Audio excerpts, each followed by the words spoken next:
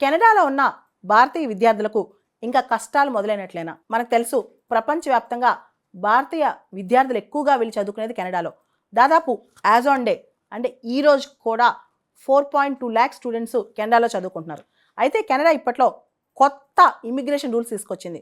Canada ప్రభుత్వం anti immigration మీద దృష్టి పెడుతోంది. ముఖ్యంగా ఎవరైతే కెనడాకి ఫారెన్ స్టూడెంట్స్ వస్తారో, వర్కర్స్ వస్తారో, రెసిడెంట్ వీసా మీద వస్తారో వాళ్ళందరికీ అప్లై అవుతాయి.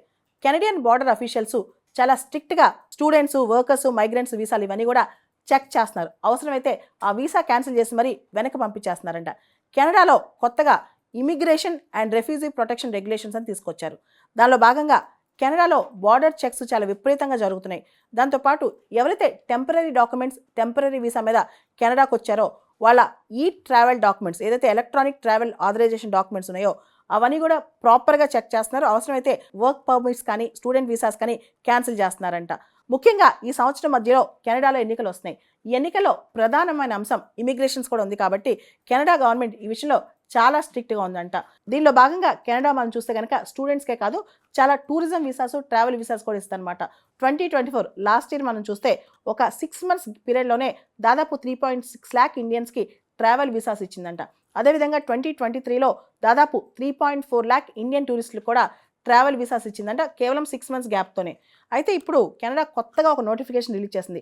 ఇమిగ్రేషన్స్, రెఫ్యూజీస్, సిటిజన్షిప్ వీళ్ళందరికీ సంబంధించి కొత్త నోటిఫికేషన్ రిలీజ్ చేసింది. దానిలో ఎవరైతే స్టూడెంట్స్ వస్తారో, ట్రావెలర్స్ వస్తారో, అదేవిధంగా అక్కడ యూనివర్సిటీస్కి వచ్చి ప్రాపర్ డాక్యుమెంట్స్తో రాకుండా టెంపరీగా స్టే చేస్తారో, తర్వాత జాబ్ చేయాలనుకుంటారో వీళ్ళందరితో కూడా కెనడా ఇంకా కఠినంగా వ్యవహరించబోతుందంట. దాంతోపాటు రీసెంట్గా కెనడా ఒక స్కీమ్ కంప్లీట్గా క్లోజ్ చేసేసింది. Student direct stream visa programme కంప్లీట్గా ఆపేసింది అనమాట. ఏదైతే చాలామంది ఇండియన్ ఇమిగ్రెంట్స్ అక్కడికి వెళ్ళి టెంపరీ డాక్యుమెంట్స్, ఆస్తులు కొంటారో, ఇన్వెస్ట్మెంట్స్ చేస్తారో, మరి వాళ్ళ మనీ ఎలా రిటర్న్ అవుతాయో కూడా ఇప్పుడు అర్థం కావట్లేదు అనమాట. అమెరికా, యూకే ఇలా చాలా దేశాలు ఇప్పుడు ఇమిగ్రేషన్స్ మీద దృష్టి పెడుతున్నాయి. జర్మనీలో కూడా రీసెంట్గా ఎలక్షన్స్ అయ్యాయి. అక్కడ కూడా ఎలక్షన్స్లో ఇమిగ్రేషనే మేజర్ టాపిక్ అయిపోయిందనమాట. ఇప్పుడు మనం చూస్తే డొనాల్డ్ ట్రంప్ కూడా ఇమిగ్రెంట్స్ని ఎవరైతే ఇల్లీగల్గా ఉంటున్నారో వాళ్ళు వెనక్కి పంపించేస్తున్నారు. ఆ తర్వాత యూకే కూడా చాలా స్ట్రిక్ట్గా ఉంది ఇమిగ్రేషన్స్ విషయంలో. ఇప్పుడు జర్మనీ రాబోతుందన్నమాట. ఇప్పుడు చూస్తే కెనడా ఎక్కడికైతే ఎక్కువగా ఇండియన్ స్టూడెంట్స్ వెళ్తారో చదువుకోవడానికి, అదేవిధంగా ఉద్యోగాల కోసం వెళ్తారో, పర్మనెంట్ రెసిడెన్సీ కోసం వెళ్తారో వాళ్ళందరూ కూడా ఇబ్బందులు ఎదురయ్యే అవకాశం కనిపిస్తుంది. అదేవిధంగా కెనడియన్ వీసా మనకు తెలుసు నయాగరా ఫాల్స్ చూడటం కోసం చాలామంది కెనడాకి వెళ్తూ ఉంటారు.